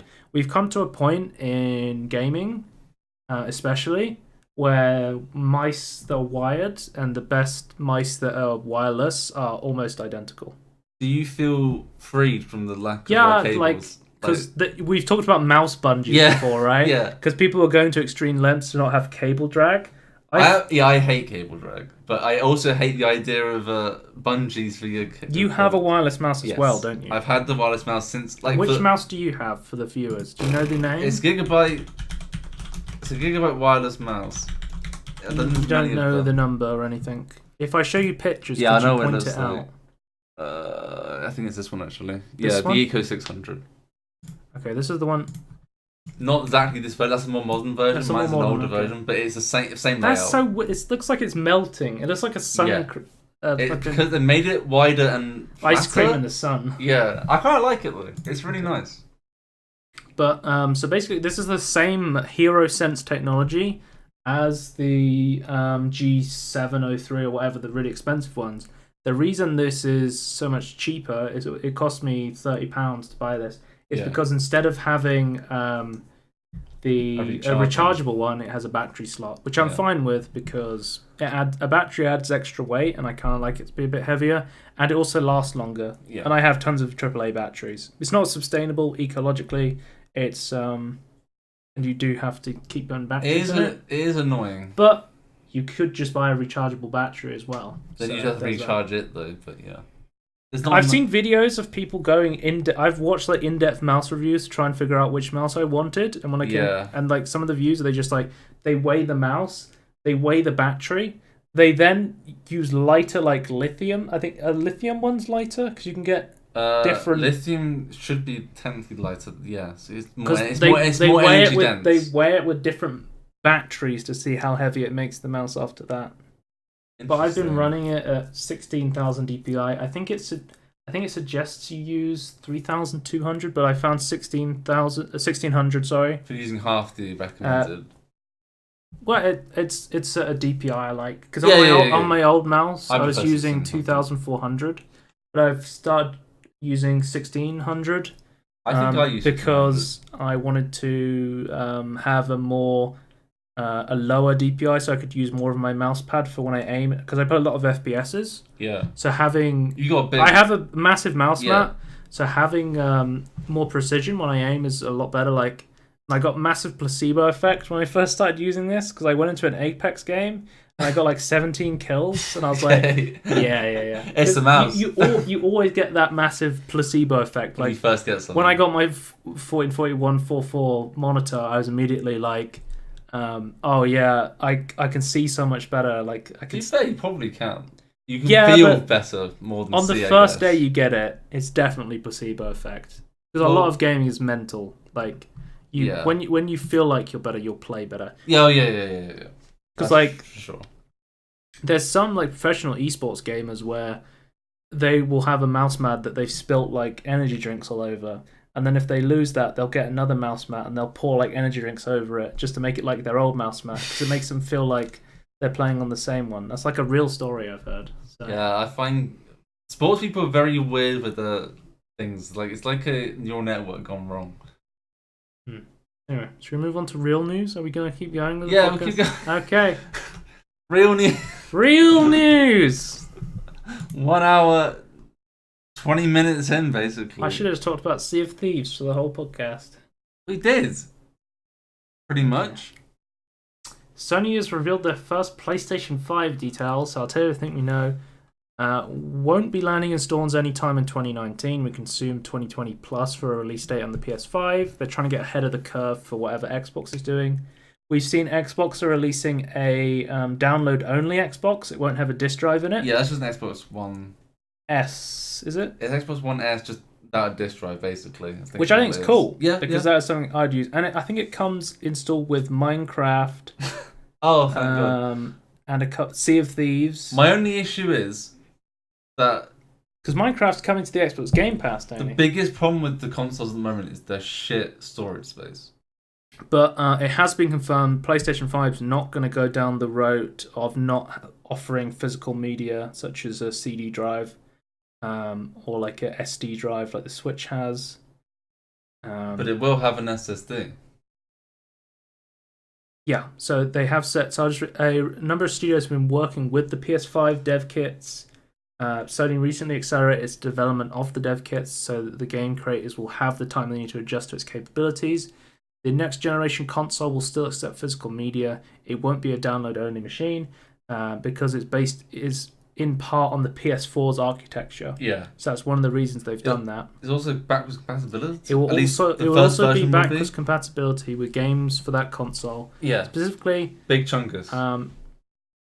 They've talked about PSVR as well to go alongside the next console. They said, and a quote, "I won't go into details on our VR strategy today, but we are doing it. Beyond saying that VR is very important to us and that the current PSVR headset is compatible with the new console. So the current PlayStation VR headset will be usable on the PS5, and they haven't announced if they're going to develop a new one for them. But that's cool to hear because PSVR is like one of the best-selling VR headsets there is. Yeah. So it's the most successful VR until the Valve Index comes out, of course. We'll have to see about that. We're getting information next month, which is in a couple of days. It'll be next month, so the countdown will begin. One day next year, I might be able to get VR, depending on how much they price it. Yeah, but that's everything we know about PS5. Pretty cool. So this is like Epic. So Epic's claimed that they would stop store exclusivity deals if Steam offered an 88-12% split, like Epic does, and even consider putting their games on Steam. This is the biggest, we're not really going to do this, but we're trying to call out Steam anyway. Yeah. I feel like what they've really done is call out themselves, though. They've just said, yeah, we totally would, stop being the bad guys if we didn't have to. It's Steam forcing us to do this. It's Steam's fault that we're being assholes. I want to be clear that not all of that they're doing is assholes. No. Like, I just don't... The dev revenue split is a really cool thing. The revenue split is really good. I don't mind the exclusivity of games that weren't already on Steam. I don't like the phishing or like the... what's that called? Security? What are you talking about? No, one like... exclusivity? So in companies when they steal like another employer from another company, what's that called? Poaching. That's it. That's what they're kind of doing, which is what I don't like. Like, I'm okay with exclusivity. What I was going to say is the best analogy I can give for what they're doing here is if it's like, say you're like in an office, right, and somebody says, hey, I'll give you £50 if you come and do this, if you do this marathon run, and then you go, I don't want to do that, and they go, oh, well, you're taking away £50 from this charity if you don't do it. It's like, no, I'm not. I never agreed to do that. What the hell? It's like, they're basically that guy who's just coming up to Steam and going, you are the reason all this bad stuff's happening. It's like in like psychological thrillers where it's like they take you as they like you and someone else as a hostage and they say, if you don't do this, I'll shoot them and it'd be your fault. No, it's not. It's your fault. You're the one shooting them. Don't put this on me. Psychological warfare from Epic Games. Well played, Epic. Well played. Well, hang on. That's another one. Well played. Well played. Well, I think we have clapping, don't we, already? Yeah, but we need well played plus clap. Okay. Well played. Yeah, I haven't got clap properly. I'll write it down just in place. We talk about the Epic Store every week, much like what we did with loot boxes for like 20 years. Just because they keep being in the news. Yeah. Loot boxes I don't personally have the biggest problem with Epic Games either. It's just they keep shoving themselves in my face, so I have to talk about them. I have problems with what they're doing, but I don't have a massive problem with them. Like I don't like the fact they're pushing the revenue split to the crunch. I think that their games that they've developed, I like Fortnite. The Unreal Engine's cool. Their choice of games they want exclusive on their store is also very good. Like it's a very select good games. Like even games that haven't been released yet, are like, oh yeah, this is definitely going to be good. And like, yeah, I probably would agree with that. Okay. I don't like their crunch time stuff though. Yeah, having to make people work 100 hours just to crunch down on a Fortnite fucking update every week. I find that a bit annoying as well because people are like, "Oh, Apex doesn't get as many updates as Fortnite." And it's like now it's coming out that Fortnite is pushing it so much to be able to do that. Fortnite's a different kettle of fish because so far I think we've been like 52 days without a content update, right? Yeah. But the thing with Apex is EA was trying to quietly release it without big media advertising other than the huge streamer push they had, which they didn't expect influencers to be a massive deal, which they are. Yeah, I don't know why. Because if you pay everyone to play a game on Twitch or YouTube, then loads of people are going to play it because, you know, the top Twitch streamers and the top YouTubers, turns out they're really fucking influential. Well, if you see them having fun playing a game, you're like, oh, I want to have fun playing a game. They did try that with Battlefield 5 as well. And that didn't work as well because they did sponsor like tons of people to play, like big YouTubers and stuff. Yeah, didn't they bring them like in early access? Like bring them like pre-release, like bring them out to play it and things as well. Because it didn't work for Battlefield 5, but people wanted a new battle royale game because Fortnite wasn't. People weren't happy with the direction the game was going. Yeah, and they've also as soon as Apex came out, they released this Siphon update. But whenever you killed people, you could get like shields and health back, and it made the game and you could farm really quickly and keep playing. Right. It made the game really quick and fun. And then they decided to revert on that, and everyone's super pissed off with Epic at the moment because of them reverting on this Siphon patch that everybody loved. What they said was based on the data they had, the top 10%, the most competitive players, they had way more engagement when this patch was on, which made it really good for like streamers and professional players. But the other 90% were actually avoiding the main game mode because they weren't as engaged or weren't having as much fun with the patch. And that's why they do it. You could just describe the whole Fortnite game as trying to appeal to the largest audience possible. And then not appealing to anyone? No, it definitely does appeal to a massive audience. Fortnite's going to continue to be successful.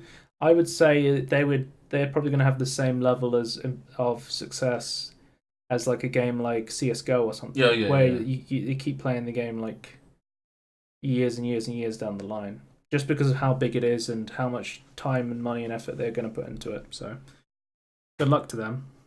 Anyway, don't crunch your developers though. You heard the PlayStation 1 Mini. You heard the Nintendo one. Was it the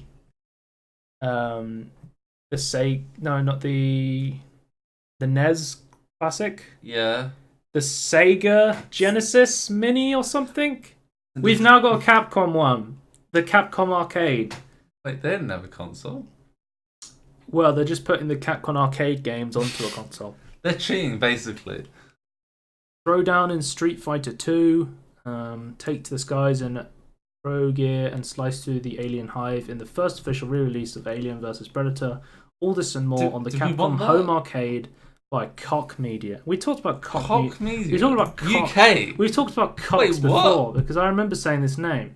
They're UK based. They're the developers. We are Koch Media. We publish games for the likes. They're publishers for Deep Silver.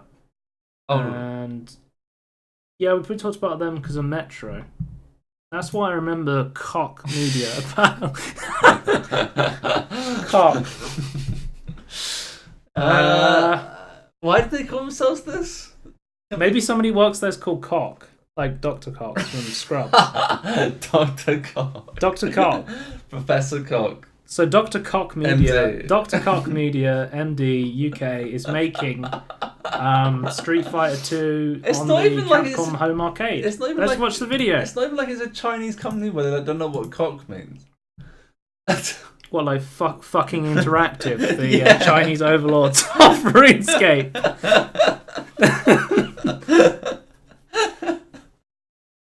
Oh, beautiful! Look at that. It does look. It does look nice. It does look like. Can't see the buttons though. That's kind of annoying. Actually, you don't look that's the buttons. Kind of like fight sticks you would have in like a fighter tournament, like Street Fighter 5. It does look quite nice, but it is very highly rendered and like beautified. So we'll see. That is definitely a 3D render. Yeah. I was watching TV with my dad the other day, and he couldn't tell that this the show I was watching. I was like, "That's a 3D render of a house. That's not a real house." He's like, "Is it?" Really? Yeah, it was pretty. It wasn't like ray tracing level, but it was like. I find it pretty obvious to see the difference between real life and like models. When you show people, it's very easy to trick them. No, tell. Oh right. It's very hard to render people. Oh right, yeah, I see what you mean. Yeah. You bring people inside of it, and yeah. It's like when you're doing the driving test and you have to do the reaction time test, and you see all the cars and buildings and you're like, oh, that's kind of okay, and then you see like these blocked people walking down the street, and you're like, oh, okay. Did you get given a cow on yours? I didn't get given a cow. I haven't had the cow. The polygon cows. Whoa. For my theory driving test. It's like a load of cows walking across my one. It's like, wow, this is great. Oh, I didn't get that developing hazard. 25th of October 2019. Capcom Arcade. Yeah, for my birthday. Yeah. Sure. I like how the clap. Just clap. Put it. Sony has new stricter guidelines for sexual content in PS4 games. They're cracking down on sexual content. I don't understand. Like, Neko Para. I've seen a lot of videos like that they've gone too far. Yeah, so a Sony spokeswoman confirmed the company has established its own guidelines so that creators can offer well-balanced content on the platform. Gaming does not inhibit the sound growth and development of young people.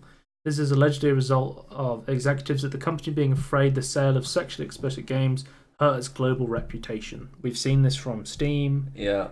We've seen this, other companies. Feels bad, man. I honestly... Is this a massive problem, though? Like, I never assumed PS4 would ever want, or Sony never wanted the sexual content on this stuff anyway. I mean, if you're someone who likes this sort of stuff... On your PlayStation. And you have a PlayStation, this is going to affect you. Just get a PC. That's your advice, is it? Yeah. Just get a PC. Just get a PC. Why you get a PS4 in the first place? No. Big Chungus. Yeah, I mean, it's PS4 exclusive, Big Chungus. So I understand why you've got a PS4. Well, you can get an Xbox. They have lots of good, explicit games like Minecraft Story Mode. Sony is concerned the company could become a target of legal and social action if they don't make these changes. So they're scared of like social and stuff around. Surely, if you have an age rating, it doesn't matter. The adult visual novel Neko Para Volume 1 includes partial nudity and the option to pet female characters using a virtual cursor. Can you pet the dog updated for Neko Para Volume 1? You can pet the female characters. That sounded really fucking sexist. I just realised. Yeah, I'm not sure. Yeah, I don't understand. Can you pet the Anime Girl account? We need that. I don't understand, because like, if you have an age rating, like, I don't understand what's the problem? Like, once it's 18 plus, you know what you're buying. Yeah. Surely.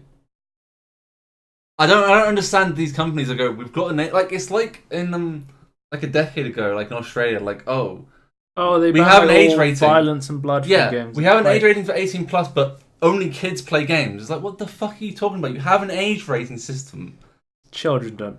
No adults play video games. What the fuck are you talking about? It's just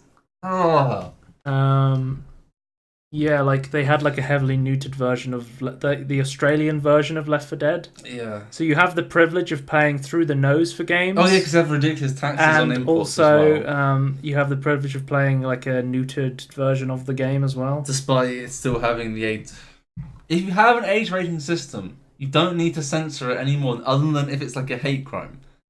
Or it's like super racist or something. Earlier this year, players found Western PS4 versions of Devil May Cry 5 included light beams in one of the cutscenes to hide a female character's exposed butt. The scene was unchanged in the Xbox One and PC version of the game. Thank God. It was also unchanged in the Japanese PS4 version. Oh, thank God.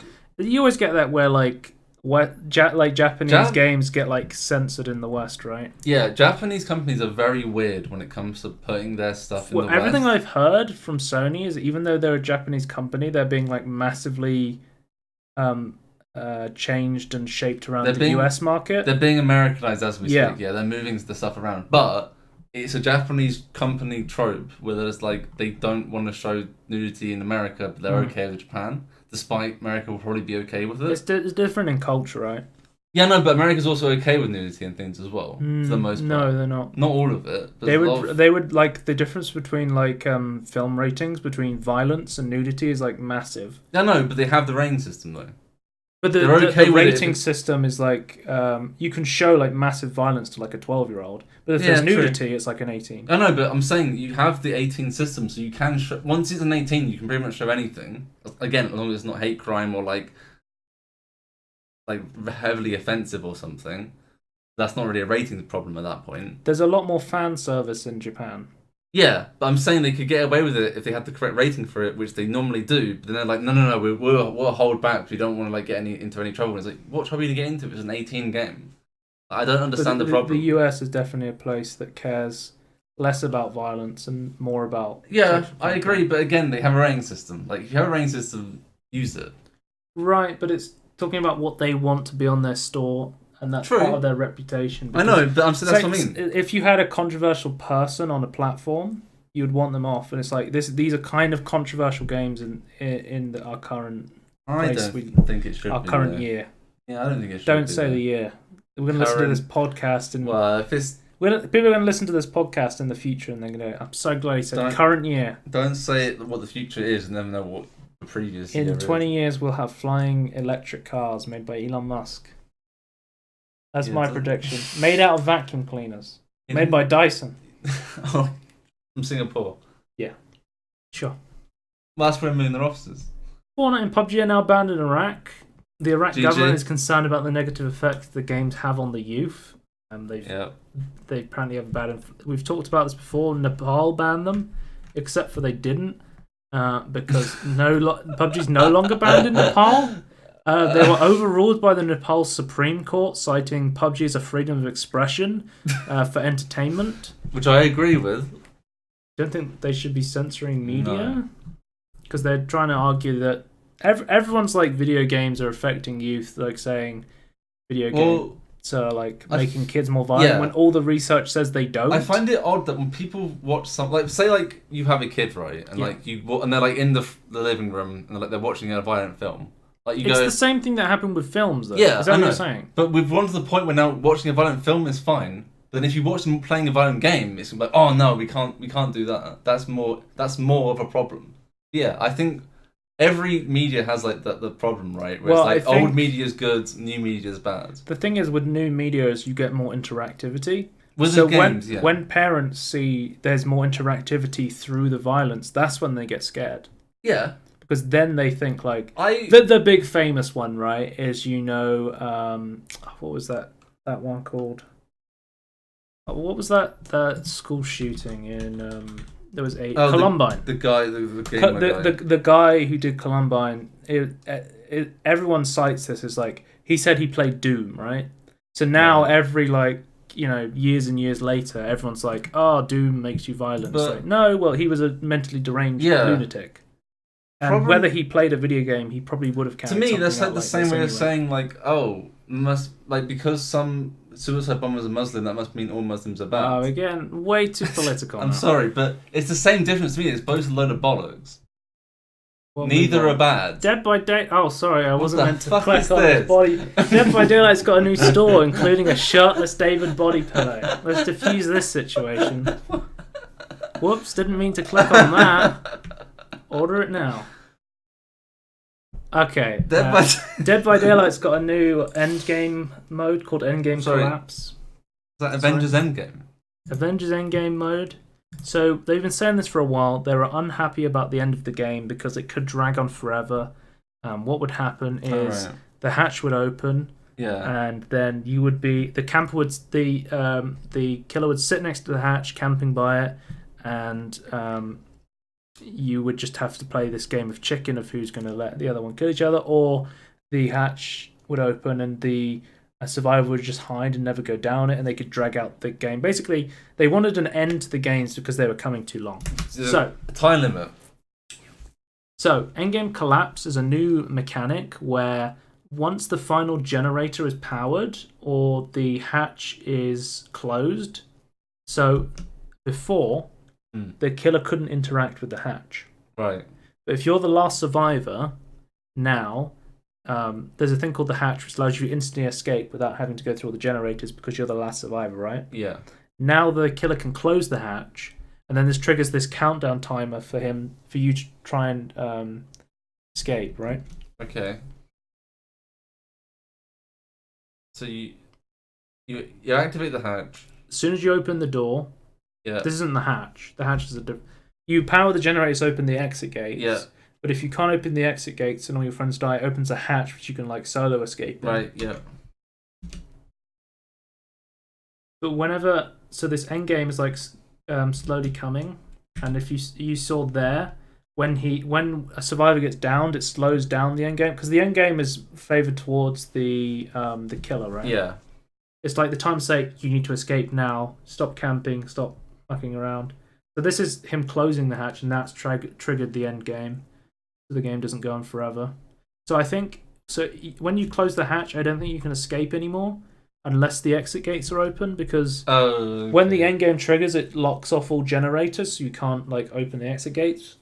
If the end game reaches the end and you're still alive, it will just kill you, and it will count as like a normal sacrifice for the killer. Okay, right. So this is changing the game a little bit. Some of the survivors' perks are being changed, like Bill's, obviously, because he had a perk that made it so when all your friends were dead, you could repair generators faster. But that's kind of impossible now, given how the end game works. This is what happens if you run out of time. Okay, right. The entity claims you.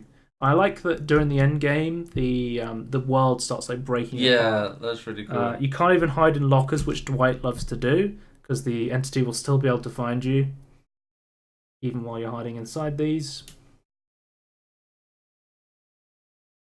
From what I read on the PTR, people are annoyed that they were nerfing the pig as well, because the pig's traps interact with the generators a lot as well. Oh, okay. And with this new endgame mechanic. So if you saw there, you can't use the generators anymore to try and open the exit gates. So is it just impossible for the survivors to win now then? No. What do they the have end to do? game only triggers when you've either opened the exit gates, which means you can escape, Yeah. or all the survivors have died and the hatch is opened and you haven't been able to get to it before the killer. Okay, right. So basically, by all accounts, the killer should have won, but before you could cheese it and got around it and things. The thing is, if you open the exit gates and you go out, Yeah. the end game triggers, and then your friends have a limited time to also get through the exit gate. Because what a lot of people do is they'll open the exit gates and they'll just run around and they'll wait for the killer at the end and they'll just start teabagging and they'll just keep running around and keep bringing the game up. But it's once you open the exit gates, you've got to get out before the game ends. Okay. It's trying to make the games quicker, and I think it's a fantastic change. Yeah. Good for the game. I'm still waiting for dedicated servers are going to be really cool as well, because that's coming out summer. So excited for that. We talked about the new survivor Ash from Evil Dead. He's now in the game, so you can purchase him as DLC. We actually got a patch for Apex Legends last week. So This is a good patch? yeah. Okay. I mean, some people complained about it because what they did is they did buffs and nerfs at the same time. Is that a problem? Well, with game design, what you want to try and do is you want to try and buff something and see what happens, or you want to nerf something and then try what happens. What happened was they kind of nerfed the wingman, and then they buffed the longbow, so now the longbow is in the state the wingman was in. So they kind of just switched two guns around. Right. Okay, fair enough. That's kind of one of the things that happened with that update. Tony, you want to be banned in Iraq as well as China? Yes. Tony is PUBG confirmed. I'm banned in basically Middle East and Asia anyway. So, Okay. It's not. They buffed the chunky boys. We got Caustic Gibraltar. They now have a new perk called Fortified, which reduces their damage taken by 10% because they're such bigger characters. They have bigger hitboxes. Gibraltar got a small buff. Caustic got kind of a nice buff. He got increased tick damage on his gas. Oh, he's the gas man. And his ultimate throw distance was increased. They buffed all the snipers randomly and the longbow massively. Now the wingman it only has 4 shots default, which makes it really bad. So the wingman's only good now with attachments. But now they made it so the longbow has tons of attachment slots, but the longbow is so good you don't need attachments for it now. So now they kind of just changed places. Havoc was a nice buff. Spitfire nerf was nice. They've done some quality of life ones, like people are complaining the Gold Havoc should have a turbocharger on it instead of a select fire. The R301 should have a 1 to 2 times or a 1 times. This is Gold what they have by now is default. Digital Threat. Yeah, because gold weapons have spawned with full attachments. Yeah. And you can't take attachments off them. Oh, okay, right. But people were complaining they didn't like the attachments on it because like the R301 had a really long range scope, and the wingman they want to do a digital threat on that. They've also increased the jump ship speed, so the ship moves faster, the game's quicker. Okay. So it was a nice patch, but people have really been wanting content in the game. They've got other projects to work on though, Joe. Didn't know. VR game. Yeah, and Star Wars. Star Wars, yeah. So they put out another step. They were getting kind of some backlash after not putting any content for about 50 days, like I said. Basically, what they've said is they've got they're working on bugs. Basically, they're working on fixing the current core of the game, and then they're going to work on future patches like content. So they want to fix slow server performance at the beginning of the match. That's something that has been affecting me and a lot of other players, where the entire server gets really laggy at the beginning. And they've said, as far as they know, it affects some data centers more than others. So that's extremely high priority for them to fix that. They want to fix some audio issues. They've been working really hard. There's lots of cheaters in Apex. They've been working really hard to fix that. Okay. I have seen like less cheaters from what I've seen. They're doing like ban waves. They don't know exactly what's they're getting banned for. Yeah.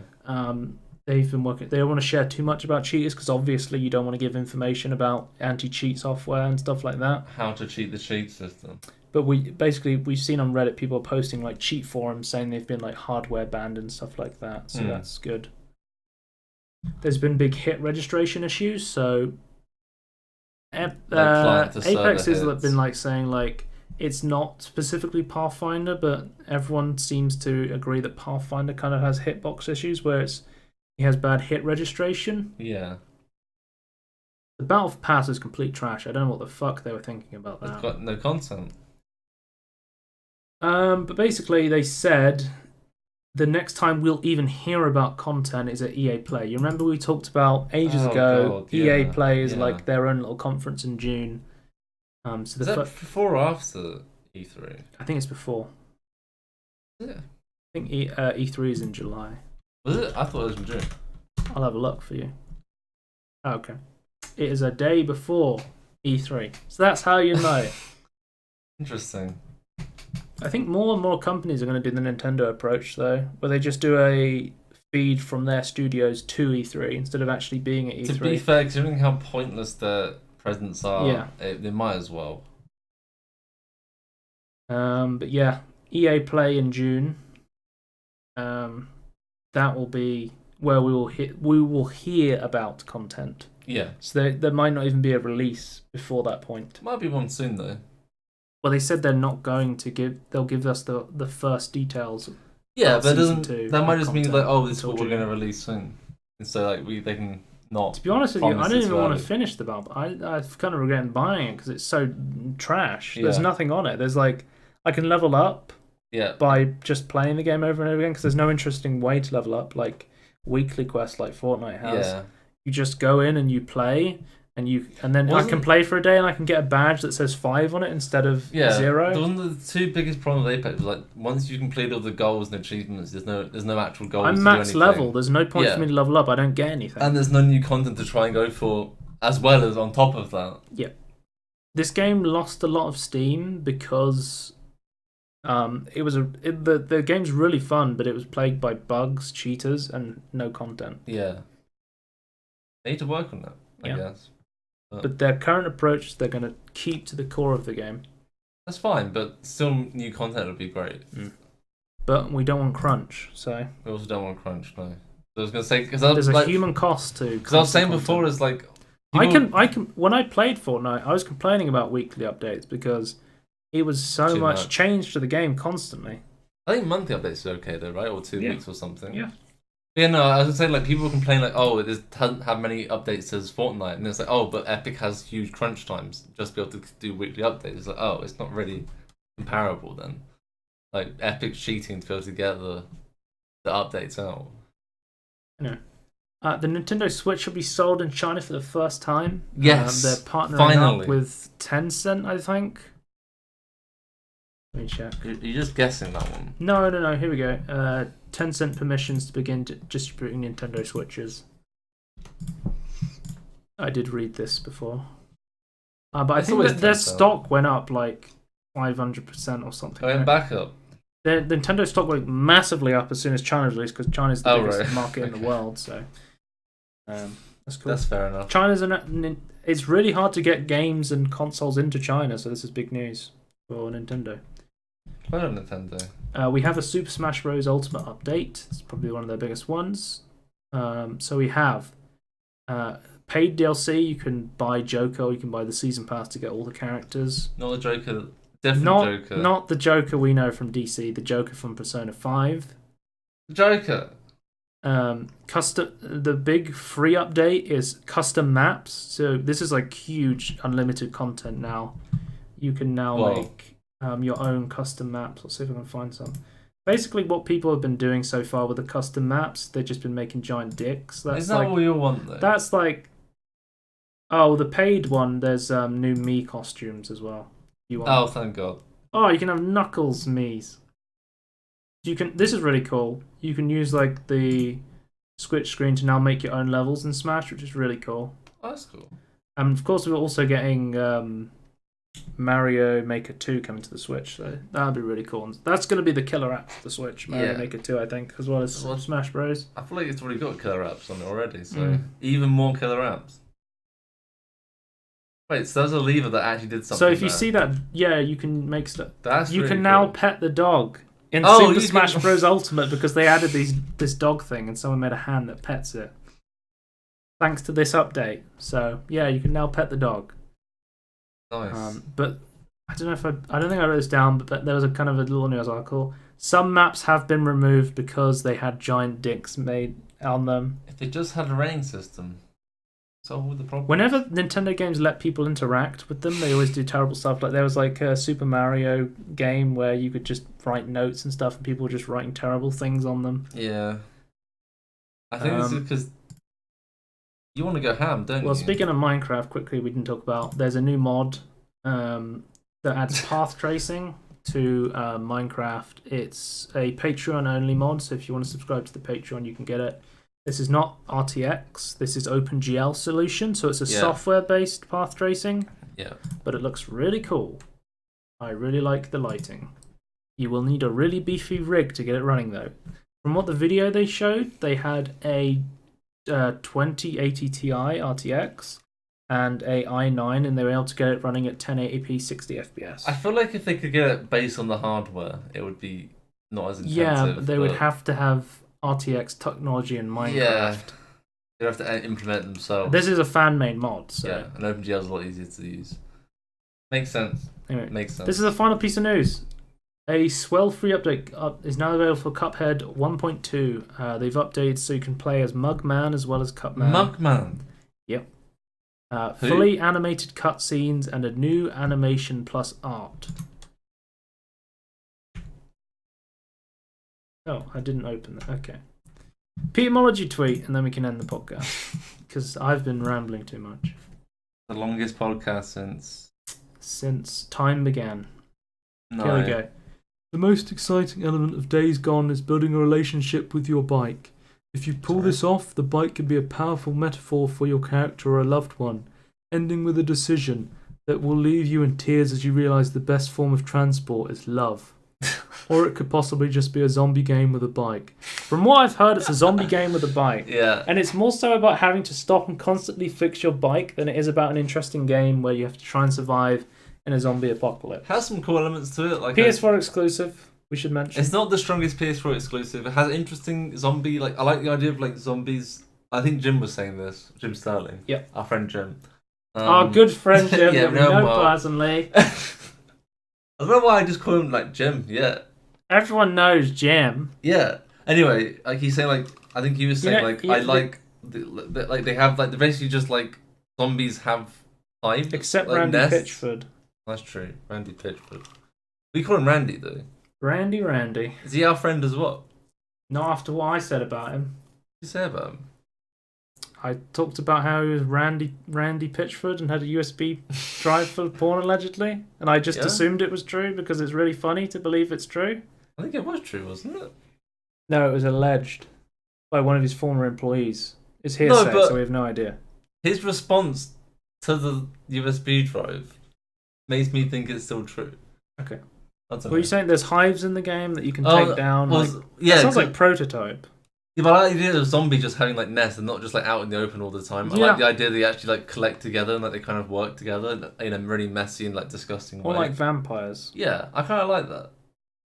If anything, it sounds like though the story's kind of okay. The core gameplay loop can be annoying, but like it also can be like not addicting, but like you just want to keep doing it. Then like there is like a what's it called? The Disco Biscuits?